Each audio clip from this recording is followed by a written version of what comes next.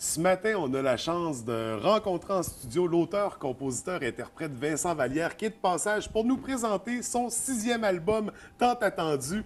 Bienvenue à l'émission. Salut François. Écoute, tu nous arrives après 4 ans depuis le 5e album. Là, tu nous sors ton 6e, Fabriquer l'aube. Pourquoi un trou de 4 ans? Parce que quand même, en général, il y a 2-3 ans entre les albums. Ouais, c'est Qu'est-ce vrai. qui explique ce délai-là? Ben écoute, mon dernier disque est paru, Le Monde tourne fort, est paru en 99. Et un an et demi après, on a fait une tournée de spectacle, rock'n'roll, puis tout. Un an et demi après, j'ai sorti une chanson à la radio qui a pour titre On va s'aimer encore. Et cette chanson-là a connu beaucoup de succès. Et quand la chanson est sortie à la radio, moi, je partais en tournée acoustique avec mon guitariste André Papanicolaou. Ouais. Et c'était une tournée qui était supposée durer une vingtaine de dates et la tournée a perduré pendant genre 150 spectacles pour notre plus grand bonheur, là, on s'entend. On est allé voir les gens de partout au Québec, puis ça nous a amenés dans l'est du Canada, dans l'ouest, dans le nord du pays. Ça a été fantastique, mais ça fait en sorte que j'ai eu moins de temps pour écrire et puis que l'année passée, bon, la tournée, ça ralentit un petit peu, puis là, je me suis consacré à temps plein à l'écriture de chansons. Donc, c'est ça. Ça a repoussé, ça n'a pas repoussé, mais allongé la tournée. Bien, ça disons. a naturellement allongé Ouais. la tournée. Et c'est ça. Puis donc, le disque Fabriquer l'aube est arrivé un petit peu plus tard. Parce que c'est long quand même, faire un nouvel album, c'est beaucoup de démarches. Ça prend combien de temps, admettons? Ça dépend vraiment, tu sais, des artistes. Moi, je suis quelqu'un qui travaille relativement vite, au sens où je passe peu de temps en studio, mais beaucoup de temps à préparer le temps qu'on va passer en studio. Donc, beaucoup de pré-production, beaucoup de mois d'écriture à travailler les chansons, les paroles, les musiques, tu sais. Et quand je sens que j'ai un premier bassin assez solide de chansons, bien là, je m'en vais en studio pour les enregistrer. Puis c'est comme ça que ça s'est fait, comme une espèce d'aller-retour. On va passer 3-4 jours en studio, on enregistre quelques chansons, je retourne écrire, on retourne en studio et ainsi de suite. Et puis ça s'est passé au printemps et puis à l'été 2013. Donc, c'est tout chaud sorti du Ouais, là, studio, ouais, ça, présentement sur les tablettes Oui, déjà. c'est notre première semaine, fait que c'est super, c'est très excitant, on est très fébrile. Je suis très fier de ce disque-là, j'ai travaillé fort là-dessus, puis j'espère sincèrement que les gens vont se retrouver dans les histoires que je raconte, puis qu'ils vont s'approprier les mots, les musiques. Bien, justement, déjà, il y a Stone qu'on a beaucoup entendu à la radio, qui est numéro 1 partout. Ouais. Les gens la demandent et en redemandent. Ton album était très attendu. Et dessus, c'est 12 pièces, 12 compositions originales qui sont toutes tes créations ou il y a d'autres pièces qui ont été écrites par d'autres personnes? Stone, la chanson Stone est coécrite avec mon ami réalisateur Olivier Langevin qui a fait une partie de la musique et mon ami bassiste et auteur Michel-Olivier Gasse, aussi appelé le Petit Luncher, qui lui a fait un bout des paroles. Et donc, on a coécrit, on a terminé l'écriture de cette chanson-là ensemble. Sinon, toutes les autres chansons du disque sont paroles et musique Vincent Vallière, qui est en fait moi-même. Oui, c'est exact. Pas à la maison, si vous n'aviez pas compris de encore. confusion, c'est moi. Donc, auteur, compositeur, interprète, bien sûr. C'est ça, 12 pièces. On retrouve des chansons d'amour un peu ballades qui ont généralement beaucoup de succès. On se souvient de On va s'aimer encore dont on parlait Mais ça, tout à c'était l'heure. une première pour moi d'avoir une chanson d'amour à succès avec On va s'aimer encore. Sinon, mes autres simples qui avaient joué à la radio, c'était plutôt des chansons rock. Rarement, les ballades qu'on a lancées avaient eu une résonance. Là, bon, clairement, On va s'aimer encore a touché, je pense, une corde sensible. Et sur le nouveau disque, bien, il y a de ces chansons-là, des chansons d'amour. Ça fait plusieurs années que j'en écris. J'aime ça, écrire des chansons d'amour. Puis il y a des chansons plus rock'n'roll aussi qui parlent de d'autres affaires. Fait que j'aime les deux pôles. Puis j'aime faire du spectacle. Puis avoir, en fait, dans mon arsenal de chansons, des chansons vraiment plus douces qui me permettent de partir tout seul avec ma guitare en tournée ou en duo, puis faire des grands événements extérieurs, puis avoir des chansons rock. Si tu me demandais qu'est-ce que tu préfères, je ne saurais pas quoi te dire. Ce que j'aime, c'est La toute musique, l'affaire. écrire, composer, ça. Ouais. peu importe la direction que tu vas y donner. Mais quand tu écris ces chansons d'amour-là, Est-ce que tu les écris pour quelqu'un? Est-ce que c'est autobiographique? Est-ce que c'est... Je sais comment je te répondrais bien à ça. J'essaie d'écrire sur ce que je connais. C'est là, je pense, que c'est le lieu où je suis le plus pertinent. Après ça, ce qui est le plus important pour moi, c'est que les auditeurs de mes chansons s'y retrouvent. Que ce soit vrai ou pas vrai, ce qui est écrit, c'est pas si grave tant que ça sonne vrai que ça pour les gens. réunit les gens. Tant que ça réunit les gens puis que les gens puissent s'y retrouver. Oui. Donc, ça, c'est pour les chansons d'amour, parce que j'ai fait une parenthèse là-dessus. C'est ça, tu as des chansons qui sont rock. Tu as aussi un sujet que tu abordes, 2 chansons sur l'album qui parlent des travailleurs du Nord. Ça vient d'où, Bien, cette en fait, inspiration? il y a une chanson qui parle des travailleurs du Nord OK. qui s'appelle Fermont. Et il y a une chanson qui s'appelle Asbestos. La chanson Asbestos est née parce que moi, mes 2 grands-pères ont travaillé toute leur vie à la mine d'amiante d'asbestos. Et mes 2 grands-pères ont fait la grève de 49. Ça a été un conflit syndical marquant au Québec et au Canada, ce conflit-là, précurseur de la Révolution tranquille. Puis moi, j'avais envie de rendre hommage, en fait, à mes grands-parents, particulièrement à mes grands-mères qui ont tenu le fort pendant ces très longs mois de grève-là, qui ont trop acheté à crédit, trop rapaillé du linge pour faire des vêtements pour les enfants. Fait que j'ai beaucoup, beaucoup de respect pour ces femmes-là. Fait que c'était ma façon à moi de leur rendre hommage. La chanson Fermont, c'est une chanson qui parle d'un gars, en fait, qui quitte Trois-Rivières pour aller travailler dans le Nord, qui laisse sa famille pour aller travailler sur les chiffres. Donc, il fait du 21-7. Il va travailler 21 jours, 12 heures par jour. Il revient 7 jours auprès de sa famille. Et ça fait plusieurs années que ce gars-là fait ça. Et il s'ennuie, en fait. Il s'ennuie de sa blonde. Il trouve ça difficile, cet exil-là volontaire. Puis il a peur de perdre son amour. Et donc, c'est un peu ce dont traite la chanson Fermont, chanson d'amour. Fait que c'est ça, deux chansons plus axées, c'est ça, sur le Nord, à découvrir. Sur la réalité peut-être minière au Québec Ouais, à c'est des ça. époques différentes. Ouais. Ben, c'est ça, un peu plus. C'est des milieux difficiles. On a la crise, comme tu disais, de 49, puis là, même Ouais. la situation actuelle qu'on retrouve sur l'album. Dans ton style d'écriture, t'écris très bien, je tiens à le préciser. Merci, c'est gentil. Et c'est à la portée de tout le monde. C'est des textes qui restent en tête, qui marquent. Comment tu t'y prends pour écrire? C'est une bonne question. Moi, j'aime écrire des chansons ancrées dans la réalité, je pense. Des chansons assez lucides. J'aime raconter des histoires. Fait que je m'efforce de raconter des histoires qui me touchent à la base. Je le fais dans des mots simples parce que ce sont les mots que je connais et c'est les mots que j'aime.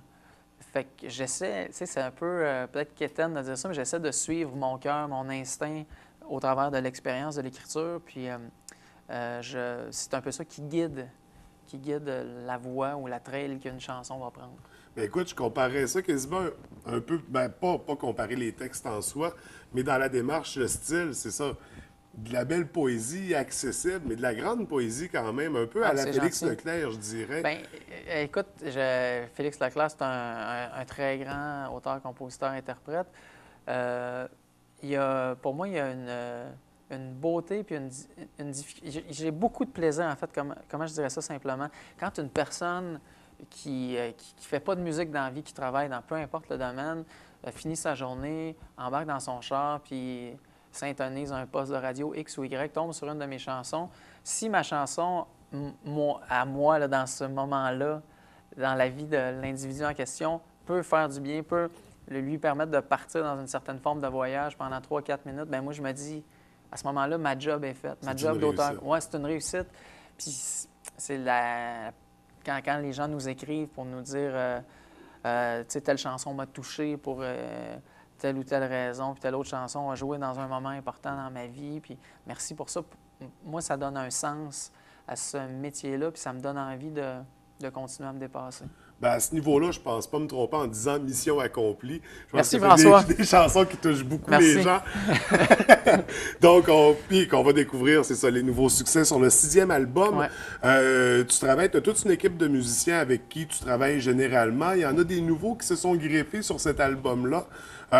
Déjà, avec qui tu travailles pour... En fait, le disque a été réalisé par mon ami Olivier Langevin et a été en fait arrangé en collaboration aussi avec mon guitariste de scène, André Papanicolaou, qui participe activement au disque Fabriquer l'Aube. Et je crois même que tu as déjà composé une chanson pour son album à lui c'est en ça, français. Oui, j'ai composé en fait, j'ai écrit les paroles d'une de ses chansons, la seule chanson en français sur son disque. Ces collaborateurs-là que je te nomme, ce sont des collaborateurs de longue date. C'est joint à nous pendant l'enregistrement des gars comme François Lafontaine, qui est un gars qui a joué entre autres avec Carquois pendant plusieurs années, donc un pianiste d'exception. Alex McMahon, qui est un réalisateur aguerri. Des choristes, d'autres guitaristes, des bassistes, d'autres drummers. Fait que tu as toute une équipe béton qui t'entoure. L'idée en arrière de ça, pour moi, c'est de... Oui, je travaille avec mon groupe, mais j'aime que d'autres musiciens viennent nous challenger, confrontent nos idées. Quand il y a des nouveaux... tu sais, quand il y a de la visite chez vous, on est toujours un peu plus poli et on veut faire ressortir le plus beau de notre personnalité. C'est même affaire en studio. Fait que ça nous oblige à être polis entre nous et à se respecter. Ressortir le plus beau de votre musique. Et voilà. Et là, c'est justement, ça va donner une nouvelle dimension à tes pièces, j'imagine, si on compare avec les autres albums. Bien, la différence marquante au niveau du son, les gens qui me connaissent vont le remarquer dès la première écoute, c'est qu'il y a beaucoup de piano sur Fabriquer l'Aube. Il n'y en avait à peu près pas sur les disques précédents. Le disque Fabriquer l'Aube est très joué aussi, au sens où on était souvent 6 en studio à jouer en même temps, donc simultanément. Moi, je chantais, je jouais de l'harmonica en même temps. C'est plus rare aujourd'hui à notre époque que les disques sont faits comme ça. Puis moi, j'aime cette idée-là de capter un moment, de ne pas chercher la perfection, mais une sensation, chercher quelque chose, puis quand on sent que, bon, OK, ça habite tout le monde est bien, c'est cette chanson-là, cette version-là qu'on va garder pour le disque. C'est vraiment le fun de faire de la musique, mais si tu fais de la musique toujours un après l'autre, tu n'as pas l'impression de jouer, mais là... Tu recherches la fusion, c'est ça, l'ensemble, et voilà. C'est vraiment... Puis imagine le trip aussi, que tu t'enregistres un disque, puis là, tu joues la tune, elle dure 3 minutes et demie, on va l'écouter dans le boot, là, ou dans la zone où on peut l'écouter. On se dit, on est content, on l'aime. On fait pas on n'enregistre plus de pistes par-dessus. La chanson, elle est prête, elle est complétée, elle va être mixée. C'est comme ça que la magie s'opère. Non, mais c'est une façon de faire. C'est la façon qu'on a employée la plupart du temps pour Fabriquer l'Aube. C'était vraiment, moi, j'ai vraiment aimé ça, travailler comme ça, et j'ai senti que les musiciens aussi avaient apprécié cette expérience-là. Puis ça va transparaître dans l'album, ce plaisir-là. On le souhaite sincèrement que ça transparaisse. C'est l'album qu'on peut se procurer à Fabriquer l'Aube depuis le 17 septembre. Oui, ça fait pas si longtemps. Et il y a certainement une tournée à venir. Oui, on va être dans le coin au début du mois de mai. OK. Oui. Donc, ça, tournée... là, on se parle de l'année...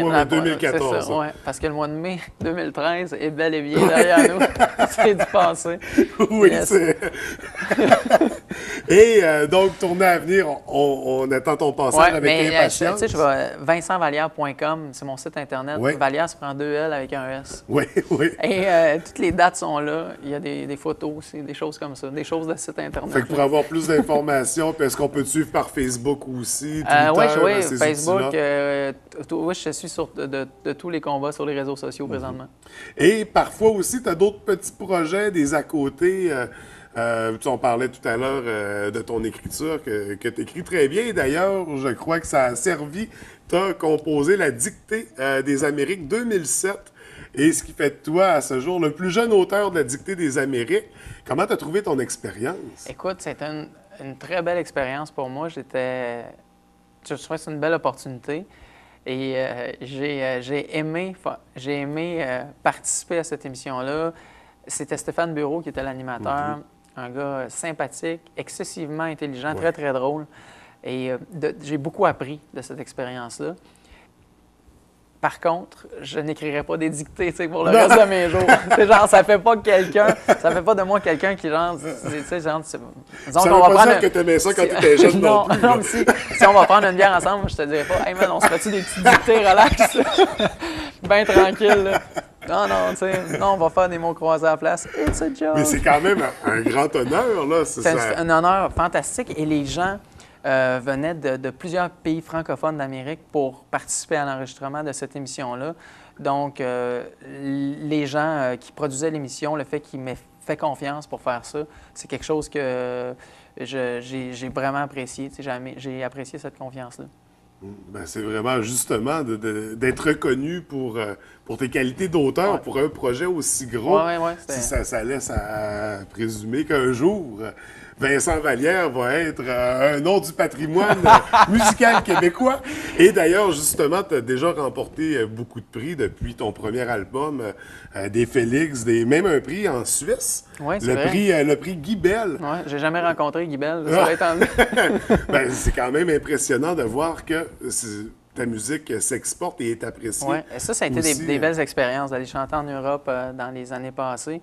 Et puis, ben c'est ça, les prix, ça fait toujours plaisir, mais la chose la plus importante pour moi, c'est, au risque de me répéter, c'est que les gens se retrouvent dans notre musique. Ben à la base, tu fais pas ça pour les prix ou pour le succès. Non, c'est ça. C'est un cliché, mais c'est vrai. Si on gagne des prix, mais qu'on vend pas de disques, qu'il n'y a personne au show, mais de toute façon, je pense que si ça vient pas d'ici, ça n'aura pas le succès non plus. Tu as probablement raison. Il faut...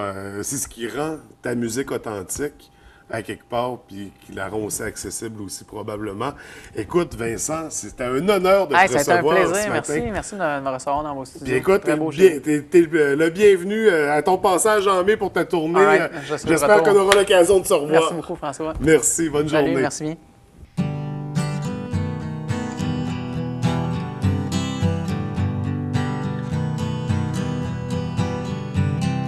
Nos vieilles rancunes, larguées loin derrière, accrochées à la lune. On a bien mieux à faire, sorti de la brume, je ne touche plus à terre. On se promet rien, sinon qu'un peu de temps pour flâner tous les deux. Ici et maintenant, profiter de la ride et faire confiance au vent. Avec toi je suis libre. Ouais, tu mets sur un high stone. Toi pis moi on a du fun stone. Loin des problèmes des hommes, de machines et de guns.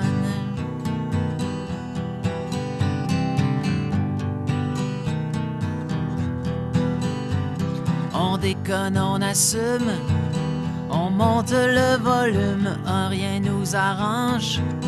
On fait fi de la une, on s'en fout, on s'en lasse. La vraie vie nous dépasse. Et tout redevient possible. Ouais, tu mets sur un high stone. Toi pis moi, on a du fun stone.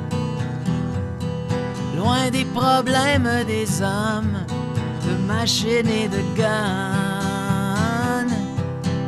Tu mets sur un high stone. Toi pis moi on a du fun stone. Loin des problèmes des hommes, de machines et de guns.